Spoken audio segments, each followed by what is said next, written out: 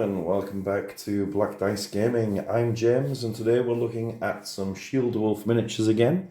This time we're looking at the Forest Goblin Infantry from the Goblin Kingdoms. This box makes 25 models, or there's enough parts to make 25 models in the 28mm scale. No pictures, I'm afraid, just some hand-drawn images and a full list of what's actually in the box. Okay, so without further ado, let's have a look at the sprues. Let's get the bases out of the way. It's just your typical standard round bases, nothing special there. The sprues themselves, there are two different types of sprue.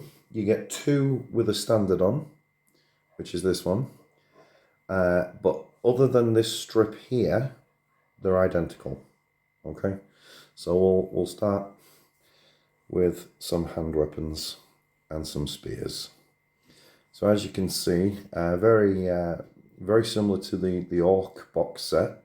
The weapons are very crude. I think this guy's holding a bone. Some really unusual sort of jagged edges for the swords. And the shields, the spears themselves, you know, this one looks like it's probably made out of metal, but the other ones could very well be made out of bone, or indeed some sort of flint stone type. Moving on to the bodies, and I think it's a little bit more what you would expect from sort of a Games Workshop style goblin, especially from a few years ago. You know, it's the usual sort of pointy nose, big ears, cartoony style ones, not like the Oathmark goblins at all, to be fair. But they would work really well with Oathmark, although they're a little bit shorter and a little bit fatter than the Oathmark goblins. And then we've got some additional heads up here. I've got a really mad looking one there. You could probably make him into some sort of shaman as well if you wanted to. Some quivers, some shields. The shields are quite unique. Each one of them is a different style. They've got something on them, you know, each one of them's got a little bit something about it. And then we can, if I'm just going to spin it around, we can move on to the banner. Very nice banner. You'll get two of these, and there's 25 models, isn't there? So you could make a unit of 10 and a unit of 15, each with a standard. Optional axe there and a little horn. Another spear here, looking like it could be a stone or bone type spear. And another unusual type shield there. Last but not least, we have a selection of bows. There's 5 bows. There's 5 medals in each sprue. Obviously 5 sprues is your 25 models. Another spear there, and some of your shield holding hands. Okay, so we'll move on to the second sprue. Like I say, the only thing that's different with the second sprue is there are a few more additional weapons. So this is where your flag would have been. This section here is the bit that's different.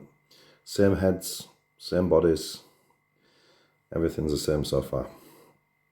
But you've got a few more additional hand weapons on here as well. You've got a really nice looking, weird looking sword there, and a hammer, or a mallet maybe. And then you've got a bone weapon again, and some sort of daggery type thing.